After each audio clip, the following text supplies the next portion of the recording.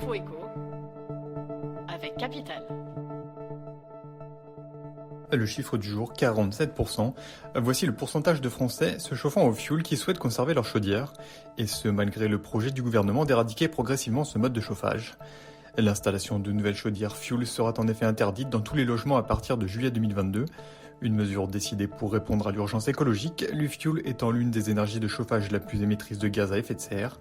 Mais selon une enquête menée par le spécialiste de la rénovation énergétique Elio et la plateforme de commande Fuel Reduc, cette interdiction suscite l'inquiétude et le mécontentement des quelques 3,5 millions de consommateurs de fioul. Les détails de cette étude sont à retrouver sur capital.fr. Le coup de gueule du jour est poussé contre le groupe Les Républicains au Sénat qui a nommé Joëlle Garriaud-Maylam dans une mission contre le harcèlement scolaire et le cyberharcèlement. Problème, la sénatrice des Français de l'étranger a elle-même été accusée de harcèlement par plusieurs de ses assistants parlementaires. L'un d'entre eux la poursuit même au prud'homme pour cette raison. Choqués, les syndicats de collaborateurs parlementaires ont dénoncé une nomination consternante, voire dramatique. Plus d'informations sur notre site. L'information pratique capitale concerne votre déclaration de revenus, car oui, le délai fixé par l'administration fiscale pour déclarer ses revenus perçus en 2020 est désormais dépassé. Que faire si vous n'avez pas rempli votre obligation à temps ? N'attendez pas la lettre de relance de Bercy et rendez-vous au plus vite dans votre espace personnel sur le site impôts.gouv.fr pour remplir votre formulaire. L'administration fait généralement preuve de bienveillance s'il s'agit de votre premier retard, mais gare à vous si vous n'en êtes pas à votre coup d'essai. Une première pénalité de retard de 10% vous sera appliquée pour non-respect du délai, assortie d'intérêt de 0,2% par mois de retard.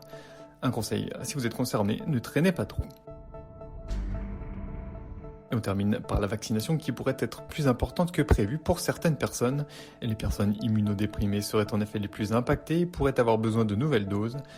Non pas seulement d'une troisième, comme le Conseil d'orientation de la stratégie vaccinale l'a demandé début mai, mais bien peut-être d'une quatrième. Cependant, rien n'est encore totalement fixé. Si la réponse immunitaire anticorps suscitée après 2 doses de vaccin était insuffisante pour les immunodéprimés, des essais menés sur des patients ayant reçu une 3e dose se sont montrés encourageants. Une partie des personnes immunodéprimées sévères qui n'avaient pas d'anticorps après la 2e injection disposent d'anticorps après la 3e injection. Cela montre une efficacité, a révélé le Conseil de l'orientation de la stratégie vaccinale.